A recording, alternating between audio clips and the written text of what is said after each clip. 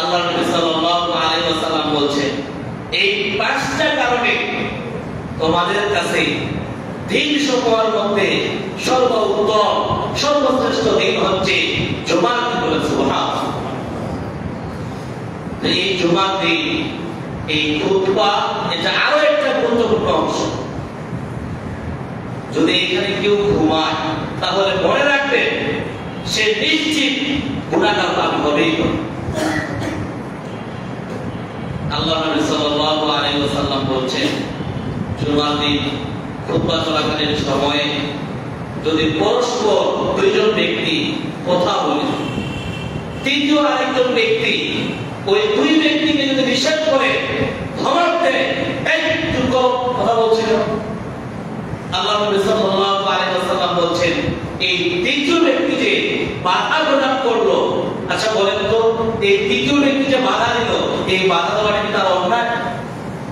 সে তো ভালো কাজ করছে, কি তাই না? আল্লাহ নবী সাল্লাল্লাহু আলাইহি ওয়াসাল্লাম বলছেন, এই তৃতীয় ব্যক্তি যে বাধা প্রদান করলো, ফাকাদ লাগাওতা, সে একটা মন্দ কাজ করলো। তাহলে যেখানে বাধা দেওয়াটাও অন্যায়, সেখানে পরস্পর কথা বলা, ঘুমানো, দেওয়ালে হেলান দিয়ে থাকা, অমনোযোগী ভাব প্রকাশ করা, এটা আরো কতটা গুনাহ কাজ, ভয়ানক হতে পারে। এই জন্য আমরা সকলের দৃষ্টি আকর্ষণ করব, কথাগুলো মনোযোগ দিয়ে শ্রবণ করার চেষ্টা করবেন। একান্তই যদি ঘুম ভাব চলে আসে, নড়াচড়া করে বসে, জায়গা পরিবর্তন করে, এরপরেও খুতবা চলাকালীন সময় ঘুমানোর কোনো সুযোগ। আল্লাহ নবী সাল্লাল্লাহু আলাইহি ওয়াসাল্লাম বলছেন, জুমার দিন যে ব্যক্তি সকাল সকাল গোসল করবে, ওযু করে, উত্তম পোশাক পরিধান করে, সুগন্ধি মেখে যে ব্যক্তি আগেভাগে মসজিদে আসবে, ইমামের কাছাকাছি বসবে, মনোযোগ সহকারে খুতবা শ্রবণ করবে, এর মাঝে সে কোনো রকম কথা বলবে না, কোনো রকম কাজ করবে না, মনোযোগ সহকারে সম্পূর্ণ খুতবা শ্রবণ করবে, আল্লাহ নবী সাল্লাল্লাহু আলাইহি ওয়াসাল্লাম বলছেন, ওই ব্যক্তি যে বাড়ি থেকে মসজিদে হেঁটে এসেছে, প্রত্যেকটা কদমের বিনিময়ে, প্রত্যেক পায়ের বিনিময়ে আল্লাহ রাব্বুল আলামিন তার আমলনামায় 1 বছর নফল সিয়াম পালন করলে, 1 বছর তাহাজ্জুদ পড়লে যা সওয়াব হতো, যা নেকি হতো, তার আমলনামায় সেই সওয়াব, সেই নেকি দান করা হবে। সুবহানাল্লাহ।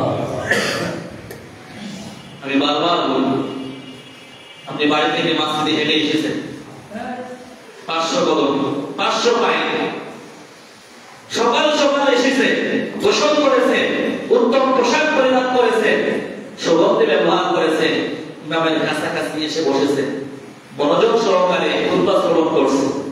এই যে বাড়ি থেকে মসজিদে হেঁটে আসে, 500 কদম, 500 বছর নফল সিয়াম রাখলে, 500 বছর তাহাজ্জুদ পড়লে যেই সওয়াব হতো, যেই নেকি হতো, আপনার আমার আমলনামায় আল্লাহ রাব্বুল আলামিন সেই সওয়াব, সেই নেকি দান করবেন। সুবহানাল্লাহ। আমাদের দুনিয়ার জীবন কয় বছর? গড় আয়ু 60 কিংবা 70। এই 60-70 বছর সবাই বাঁচবো আমরা, এর কোনো গ্যারান্টি আছে? কেউ দিতে পারবে? কেউ আমরা পারবো না। তাহলে আমাদের গড় আয়ু 60-70 হলেও আমরা জুমার দিন এই অল্প আমলের মাধ্যমে অনেক সওয়াব, অনেক নেকি অর্জন করতে পারি। আল্লাহ রাব্বুল আলামিন আমাদেরকে সেই সুযোগ দান করেছেন। এই জন্য জুমার দিন যেখানে সালাত আদায় করো, যেখানে নামাজ পড়ো, মনোযোগ সহকারে খুতবা শ্রবণ করার চেষ্টা করবেন। এটাও একটা ইবাদত, এটাও একটা ইবাদত। জুমার দিন এমনি 2 রাকাত সালাতের বিধান দেওয়া হয়। জুমার দিন ছাড়া শনিবার থেকে বৃহস্পতিবার জোহরের সময় আমরা কয় রাকাত সালাত আদায় করি? 4 রাকাত, তাই না? তো জুমার দিন কয় রাকাত করি? 2 রাকাত। 4 রাকাত থেকে 2 রাকাত দেওয়া হলো কি কারণে? এই খুতবাটাও সালাতেরই অংশ। অতএব এই খুতবা না শোনা কিংবা দেরিতে আসা কিংবা ঘুমানো, কথা বলা, অমনোযোগী ভাব প্রকাশ করা, এগুলো সবগুলাই গুনাহের কাজ। অতএব আমরা যেন সকলেই সতর্কতা করি। আল্লাহ তাআলা আমাদেরকে সেই তৌফিক দান করুন।